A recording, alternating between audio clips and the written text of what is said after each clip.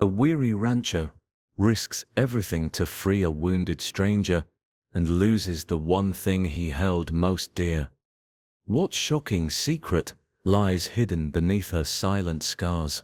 The sun had barely climbed over the edge of the horizon when Calder, a weathered rancher with shoulders heavy from years of toil and eyes dulled by grief, nudged open the crooked wooden door of Dobbs' supply shop. The bell above the door gave a faint, lifeless jingle, the kind that should have been followed by a gruff welcome or the rustle of movement from the back room, but there was nothing. Just silence. Thick, unsettling silence. Calder paused, boots dusted with trail dirt, spurs barely clinking, one hand resting near the grip of his sidearm. The shop looked like it always had, dust floating through sunbeams, shelves of canned goods, and cartridges neatly lined, hunting knives still hanging on their wooden pegs. But something was off. The stove in the corner was cold, dead, no curls of smoke or faint smell of coffee, no murmuring from Dobbs' usual radio. Calder's eyes scanned the counter and landed on something that made his gut tighten. A ledger left open, pen resting just beside it, a dark puddle of ink soaking into the page. Ink like that dries fast. Whatever had happened had just happened. His heartbeat began to thump louder than his boots as he stepped forward, careful, cautious, instinct kicking in. "Dob?" he called out, voice low but clear. No answer.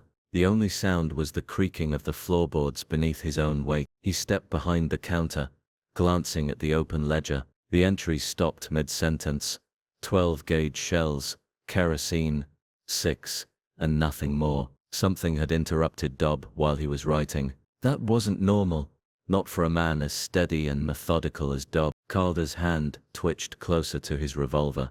His fingers brushed the smooth wood of the handle. He didn't like this, not one bit. He noticed the register was left open, the till half emptied, coins still inside, bills untouched. This wasn't a robbery, this was something else. The hair on his neck stood up. A strange odor began to creep into the front room, metallic and sour. He recognized it, blood, and something else, sweat, fear, old iron. He moved toward the back door, labeled gear and repairs. It had always been slightly ajar before, now it was closed tight. He reached out, hand trembling just slightly, and pushed the door open. What he saw made the world tilt. The floor was stained in a dark puddle, congealing and ugly, and lying there, half hidden behind a crate of rope, was Dob. His eyes were open, but empty. A single bullet hole just beneath his ear told Calder all he needed to know. It had been quick, execution style. Calder stumbled back,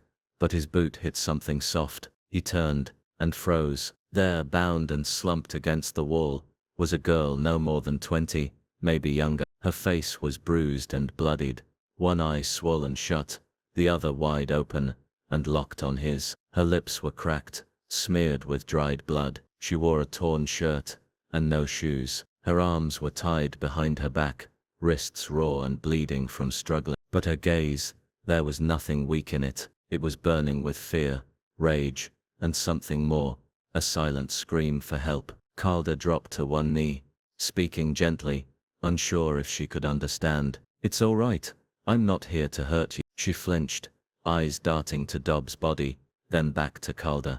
"Who did this?" he whispered. She didn't answer, just stared, jaw clenched, trembling. Calder reached for his knife, hands steady now, slicing the ropes from her wrists. As they fell away, she slumped forward into his arms. She was burning up with fever. "Hang in there," he muttered, lifting her with care. She weighed so little, like a ghost. He carried her out of the shop, boots crunching gravel as he loaded her into his wagon, and turned toward the doctor's house on the edge of town. Each hoofbeat on the road thudded like a warning.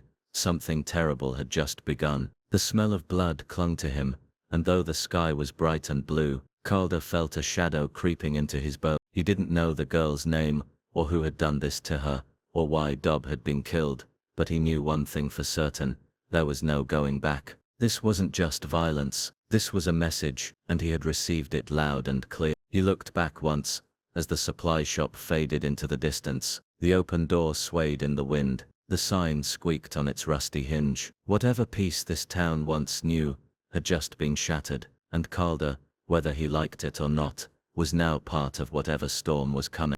As the creaking door labeled Gear and Repairs swung open, the world seemed to stop breathing. The scent hit Calder first, a heavy metallic stench that coated his tongue and made the back of his throat tighten. It was the kind of smell he remembered from his youth during the border skirmishes: blood, old gunpowder, sweat and fear. A smell that didn't belong in the quiet back room of a general store. The dim light filtering in through a single window revealed chaos.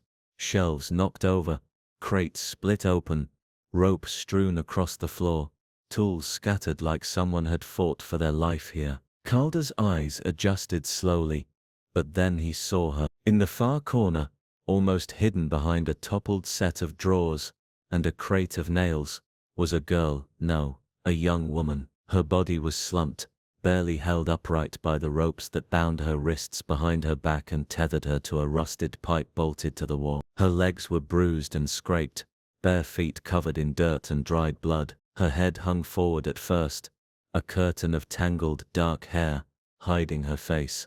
But then she stirred barely, and slowly raised her face toward the light. One eye was swollen shut, dark purple and angry, the other bloodshot and fierce, locked on Calder with an expression that froze him in place. It wasn't just pain in that eye.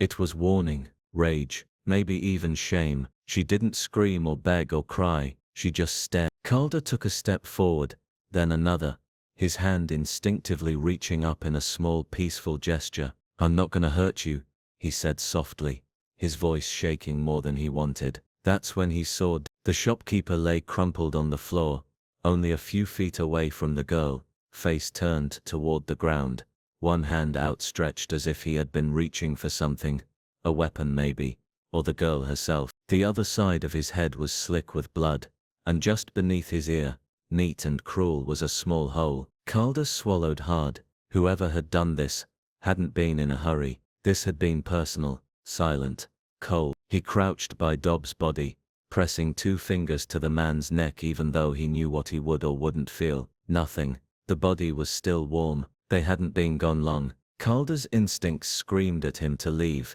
to grab the girl and run. But something about the way she looked at him, like she was daring him to turn away, held him there. He stepped toward her, noticing the way she flinched slightly at his shadow. "Hey," he whispered.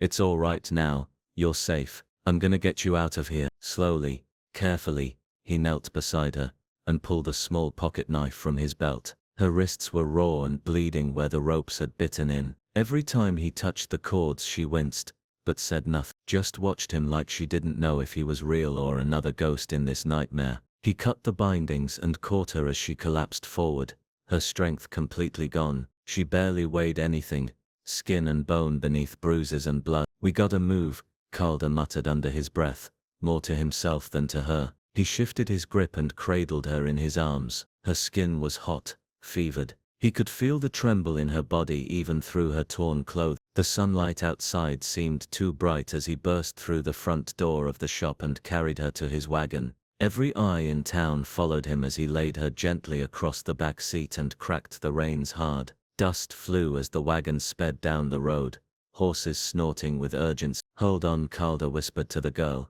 brushing a bit of hair from her face as she drifted in and out of consciousness. Her lips moved but no sound came. A name, maybe, a plea, he couldn't tell. What had she seen? What had she survived? And who would brand a girl, beat her, tie her up and leave her for dead in the back of a supply shop? Questions came in a flood, but there were no answers, just the desperate need to get her to the doctor before she slipped away completely. When they reached Doc Harford's, Calder didn't wait. He burst through the doors shouting for help. The doctor, a wiry man with thick glasses and tobacco-stained fingers, sprang into action. "Get her on the table," he ordered. Calder watched helpless as the doctor cut away the girl's torn clothes and began checking her injury. Multiple bruises, cracked ribs, possibly worse internally, the doctor muttered. "She's dehydrated, and that fever must have been burning for a day or more." Calder clenched his fists. "Can she talk?" The doctor shook his head.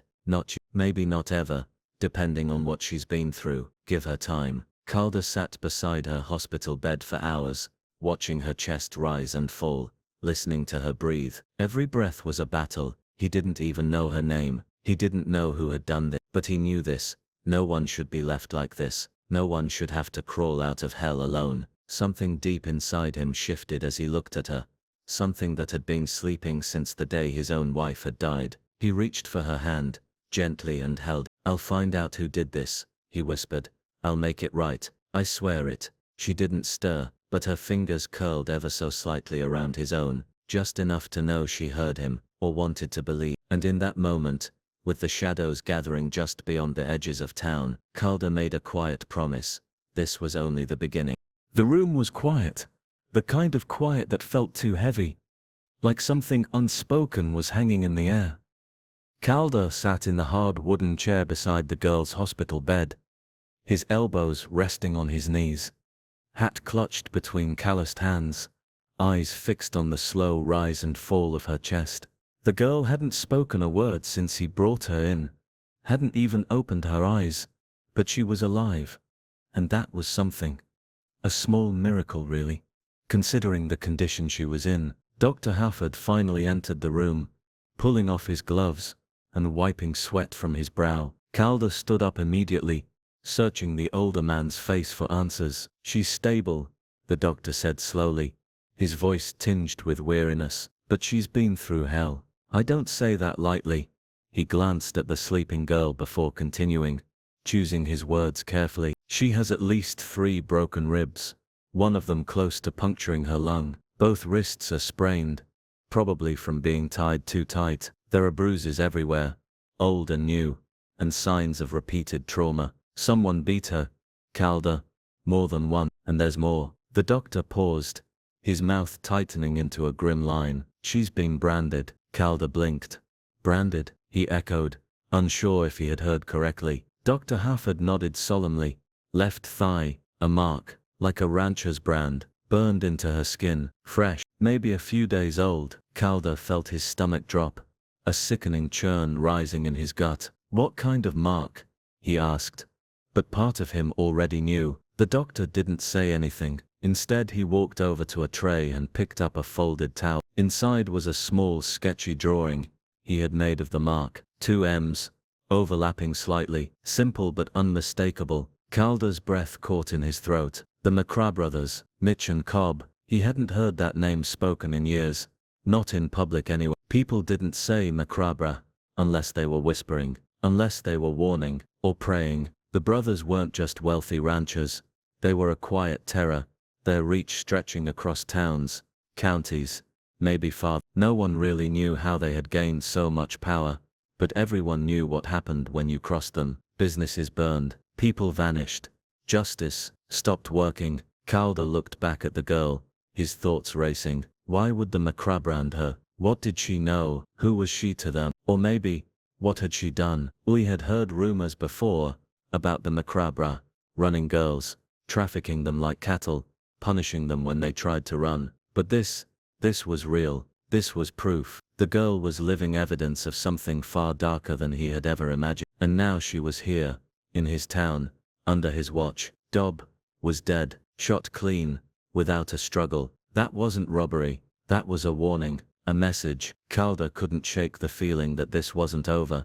Not by a long shot. Whoever did this would come back. They'd want the girl. They'd want silence. The doctor seemed to sense what Calder was thinking. "You need to be careful," he said quietly. "If she's connected to the McCraes, they'll be looking. They don't leave loose ends." Calder nodded slowly. He knew that. He had seen what the McCraes could do. Years ago, when his wife tried to stand up to them, tried to organize ranchers to resist their rising prices and land grabs, she ended up disappearing. They found her weeks later, in a ravine, bones broken, throat slit, her wedding ring placed carefully in her palm. No one said the McCraes did it. No one had to. Calder never forgot, never forgave. And now, after all these years, it felt like fate had delivered a broken girl onto his doorstep. A girl who might hold the key to everything, but she was fragile, scared, maybe even too traumatized to speak. He didn't even know her name, and yet, She was the only living person who might know the truth about what happened to Dub, and maybe even more. He sat down again, this time slower, more deliberate. He reached out and gently took her hand, just like he had the night before. It was still warm, still trembling. "I don't know what they did to you," he whispered, "but you're safe now. I'll keep you safe." And deep inside, something older and colder stirred within him, something that had lain dormant since the day he buried his wife. It wasn't just about justice anymore, it was personal. The McCraws had crossed another line, and this time, Calder wouldn't look the other way. He would find out who the girl was, what had happened, and why she was branded like cat. And when he did, he would make sure those two monsters paid for everything they had done to her, to Dub, and to everyone else they had broken with fear. The girl shifted slightly in her sleep, her brow furrowing, a soft sound escaping her lips. Calder leaned in, heart pounding. Was she dreaming? Remembering, trying to speak, he squeezed her hand, gently. "We'll get through this," he said, as much for himself as for her. But in the back of his mind, a dark thought lingered. What if the McCraws already knew she was here? What if they were already coming? And if they were, what was Calder really prepared to do to stop them? The days that followed moved slow, heavy with silence and waiting. The girl, still unnamed to Calder, remained quiet, watching every movement, every shadow, every sound, as if danger lived in all of them. She flinched at creaking floorboards, froze when boots scuffed outside her room, and stared too long at the front door, like she expected monsters to come walking through it. Calder never left her alone, sitting by her bedside day and night, bringing her broth, cool cloths, quiet comfort. He didn't ask questions, he just waited. Sometimes she would wake in a panic, breathing fast, eyes darting around the room, until she saw him, and even then, she wouldn't speak. But slowly, the bruises began to fade, the fever broke, and the fear in her eyes started to give way to something else, awareness. One morning, as pale light filtered through the curtains, and the room was bathed in soft gold, she looked at Calder, mouth dry, voice barely more than a breath, and said one word, "Juniper." Calder blinked, surprised it had taken her so long to speak, but careful not to show it. "That's your name?" he asked gently. She nodded, just a slight tilt of the head, and her eyes glassed over like she was slipping into some memory too painful to speak of. But now that she had cracked open the door, the rest followed slowly over the next few days, like pulling thread from a tangled knot. She told him about her brother, Micah, a younger, bright-eyed boy, who'd been tricked by promises of work on the McCraw ranch. He left their family farm one night, desperate to earn money for their sick mother. He never came back. Weeks later, Juniper followed the rumors, searched the nearby towns, asked questions no one wanted to answer. That's when she met Mitch McCraw. He smiled at her too wide, too long, offered her food, shelter, work. She refused, and that's when everything changed. She remembered being grabbed, bound, thrown into a wagon. The next time she woke up, she was locked in a shed with other girls, each of them broken in different ways. Some didn't speak, some cried all night, some just stared at the walls. Juniper tried to escape twice. The second time, they made an example of her. The brand on her thigh still burned, not just in her skin, but in her memory. She didn't know how she ended up in Dub's shop. Maybe he had tried to help her, maybe they found out. Either way, Dub was dead, and she was the only one left who knew. Calder listened without speaking, jaw tight, fists clenched at his sides. When she finished, she didn't cry, she didn't shake, she just looked at him, as if daring him to look away now. But Calder did. He reached out, squeezed her hand, and nodded slowly. "I lost someone too," he said. "My wife. They made sure no one could prove it, but I know it was them." Juniper looked at him, something like understanding passing between them, two people torn by the same hands, standing at the edge of the same fire. From that moment on, something shifted. The silence between them wasn't empty anymore, it was planned. Calder began reaching out quietly, to people he knew from years ago, men and women who had seen too much, lost too much, and still carried the scars. The first to come was Jonas, a blacksmith with a twisted back and burns along his arms, remnants of a fire set by the McCraws when he refused to pay for protection. Then came Cassie, a baker, whose son vanished after he was caught stealing a loaf of bread from one of their supply wagons. She had buried her grief under flour and dough for 5 years, but it never left her. Next was Two Bits, a drifter with one hand, made of metal and a voice like gravel. No one knew where he came from, but everyone knew he didn't take kindly to bully. Together, they formed something fragile but powerful, hope wrapped in pain. Juniper met them one by one, quiet and watchful, but with fire behind her eyes. She listened to stories of loss, nodded in shared pain, and began to speak more. She wanted to find her brother's body. She wanted to make sure no more girls ended up like her, and most of all, she wanted to make them pay. Calder spread maps on his table late into the night. They studied routes, guard schedules, delivery times, old rumors about a hidden ledger, records of every bribe, every payment, every name the McCraws owned. They didn't know where it was, but they believed it existed. They would start with Malden Ranch, one of the McCraws, smaller holdings, less guarded, easier to infiltrate. They would steal information, then they'd move up the chain. Each night, the group sat around a lantern in the barn, eyes heavy with exhaustion, but sharp with purpose. And each night, Juniper said a little more. Her voice still cracked, but her words were clear. She remembered things, faces, routes, habits. She had paid attention even while suffering. She wasn't just a victim anymore. She was becoming a weapon. And Calder, once broken by loss, was sharpening himself beside her. They didn't say it out loud, but they both knew this wasn't just about revenge. It was about justice, about pulling out the rot at the root. The McCraws weren't just cruel, they were a sickness, spreading through the land, poisoning everyone too scared to speak. But now, someone had survived, someone had spoken, and someone had started to gather the storm. The barn creaked in the wind like an old man muttering secrets, its sagging beams and dusty corners hiding more than hay now. It held a war council. Night after night, the silence of the place was broken by whispers, the rustle of old maps, and the low rumble of pain-tinged voices, planning something dangerous, maybe even impossible. Calder sat at the center of it all, a man carved from loss and hardened by years of grief, now surrounded by others just like him. They didn't speak about hope directly.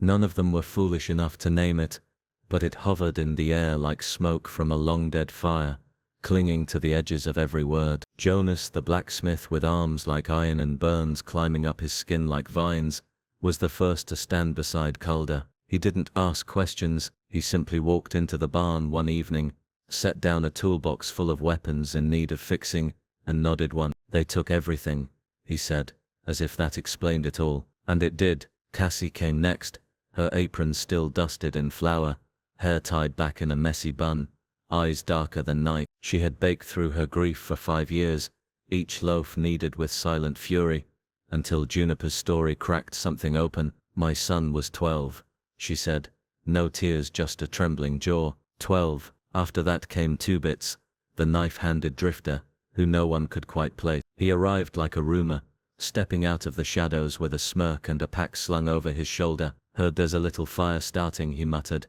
"Thought I'd bring the oil." His prosthetic hand gleamed under the lantern light, each finger a different blade, some chipped, some clean. No one asked what he wanted in return, no one needed to. Everyone here had something to burn. Juniper watched them all from her spot in the corner, a blanket around her shoulders, and a notebook in her lap. She scribbled names, details, memories, anything she could give. She knew faces, she knew the sound of McCraw boots on gravel, and which guards drank too much, and which ones looked the other way when the screaming started. She was more than a survivor now, she was an asset, a guide, maybe even a leader. Calder began pulling stolen maps from drawers, delivery routes, guard schedules, handwritten notes copied from drunken mouths in saloons. They laid them all out across an old table, corners held down by lanterns and coffee mug. Together, they bent over the details, connecting lines, noting weaknesses, timing patrols. The barn, once filled with hay and horses, now smelled of oil, gunpowder and intent. Juniper's eyes shone brightest. Every mark, every line, Every piece of intel made her strong. Hunger lived in her now, not for food but for justice, or something close enough. Her voice was steady when she spoke, her gaze unblinking. She didn't tremble anymore. "This is where we hit first," she said one night, tapping a point on the map with a charcoal-stained finger. Malden ran. "Fewer guards, no cameras, they keep records there. If the ledger's anywhere, it's there." Calder agreed. It was a start, a small one, but enough to send a message. They would take more than revenge. They would take evidence, names, proof, the kind of thing the courts couldn't ignore even if they wanted to. But still doubt whispered. How do you topple a reign built not just on money or land, but fear? The Macrass didn't control through law.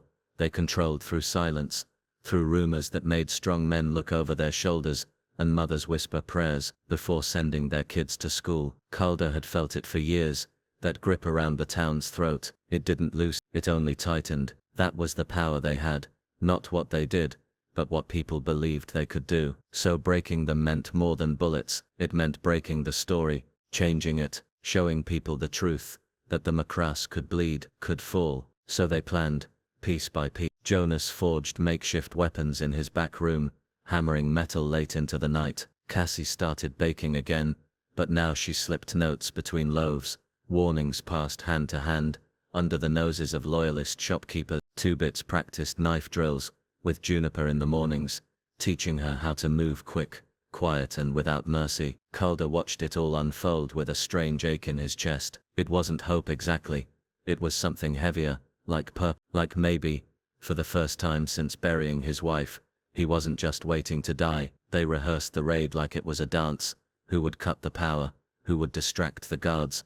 Who would get to the records? Every roll mattered, every second counted. If even one thing went wrong, someone might not make it back, but they accepted that. They didn't flinch, they didn't hesitate. They were already living half-lives anyway. What they needed now was something to die for, or maybe something to live for. Each time Calder looked at Juniper, he saw the girl from that back room all over again, bloodied, broken, half-conscious, and then he saw who she was now, focused, fierce, alive. She wasn't just fighting for revenge, she was fighting to make sure no other girl ended up behind a locked door, tied to a pipe, branded like cattle. And Calder, through her, found a reason to stand again. So as the sun set on the eve of their first mission, the barn was quiet again, not from fear, but from focus. Each of them sat in silence, going over the plan one last time in their minds. Juniper traced her finger over the path they'd take. Two Bits cleaned his knives. Jonas tied back his apron.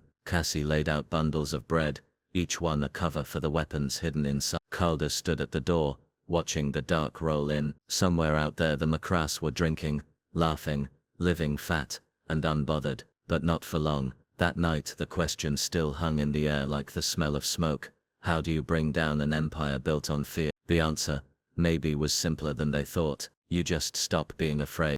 The night air was thick with smoke and anticipation, as Calder and Juniper crouched behind the low clay wall that edged Malden Ranch's old cattle barn, their hearts pounding in tandem like war drums.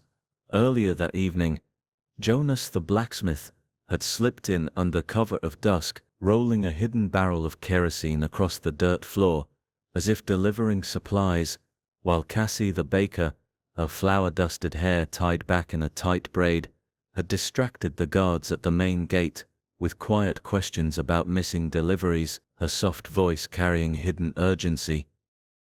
Two Bits, the drifter with a blade for a hand, had loitered near the tool shed, whistling a wandering tune until two sentries wandered off in search of its source, leaving the perimeter thin and unguarded. And only when he caught the signal, a single flash from Calder's revolver, did he disappear into the shadows, ready to cover their retreat.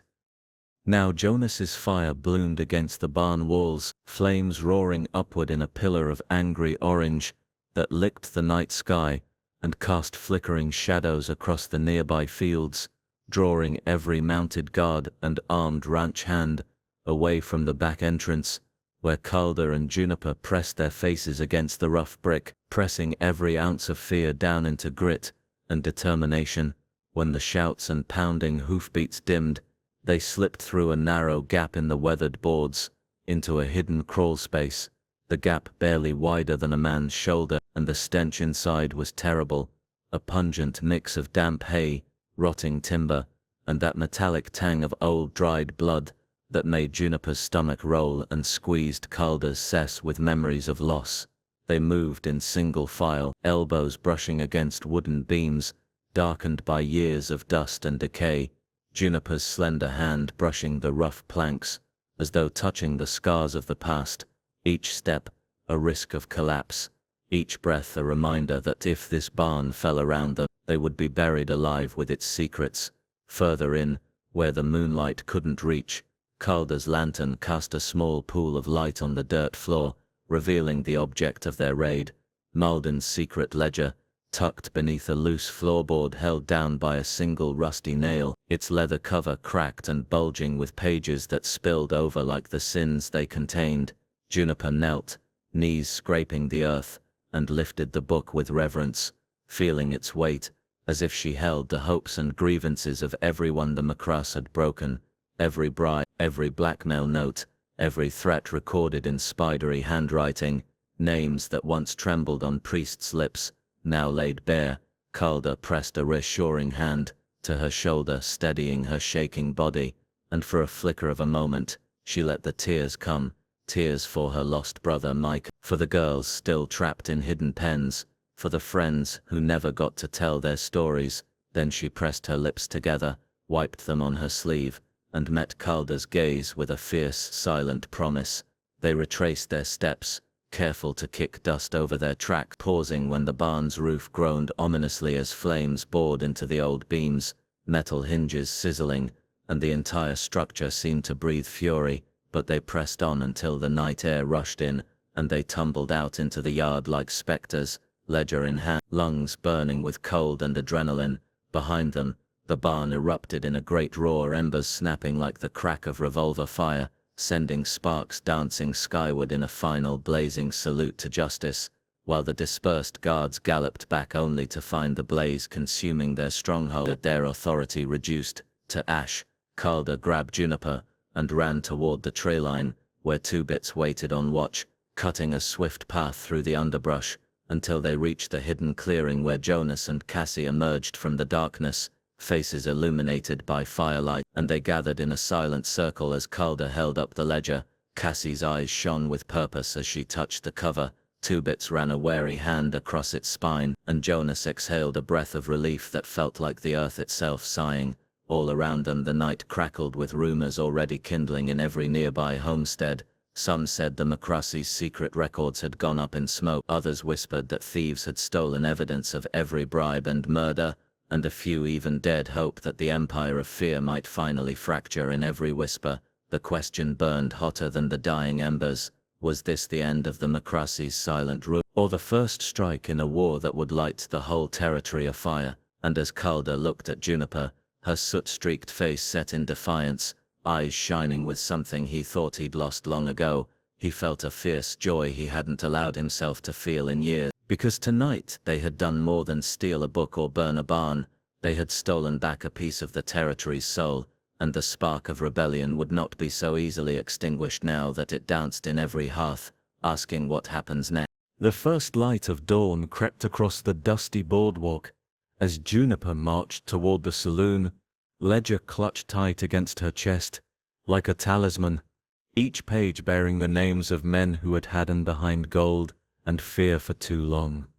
The morning air was sharp and cold, as if the world itself held its breath, and the front doors, once swinging free to welcome laughter, gambling, and whiskey, stood before her, like the gates of judgment.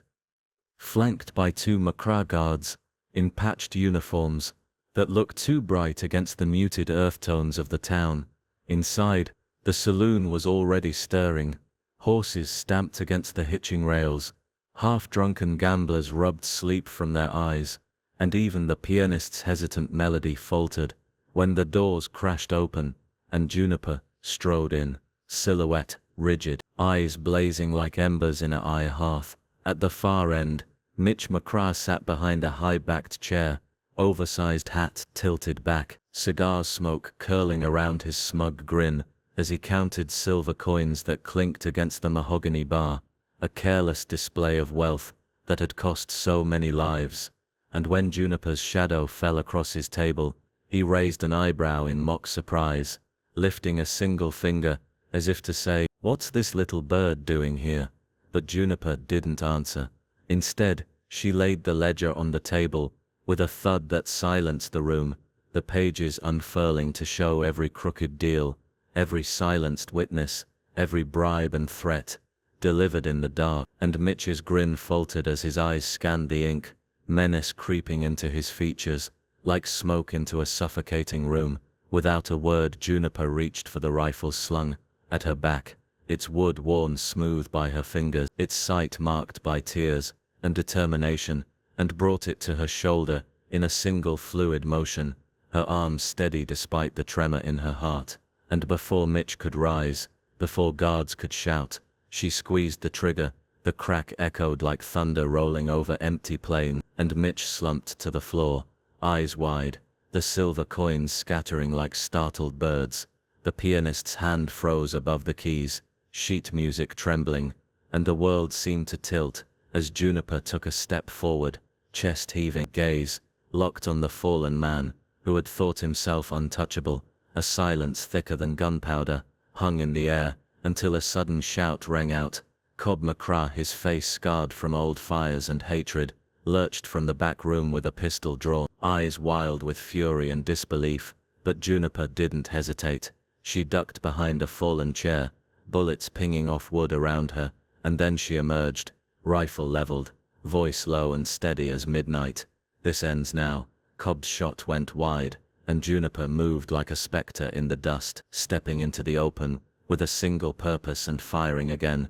The report rang out sharp, followed by a thud, as Cobb collapsed against the bar, his twisted face frozen in a mask of fear, eyes glassy with unspent rage. There were no cheers, no cries of victory, only the hush of stunned witnesses, and the scent of gun smoke curling toward the battered ceiling.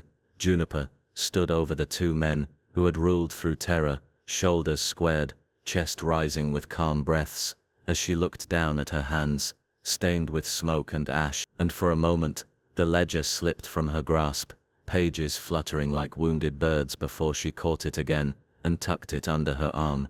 Outside, the sky brightened with promise, and word of the saloon's reckoning raced through the territory faster than any courier could ride, carried on the wind, and in whispered conversations at every watering hole, every trading post, every sleeping porch. By midday, the sheriff, once too fearful of the McCraws to lift a finger, stood at the saloon's threshold, ledger in hand, reading names aloud that had vanished from official records, names of ranchers blackmailed into silence, of farmers dispossessed of land, of women trapped in hidden pens, the very ledger that now proved every accusation.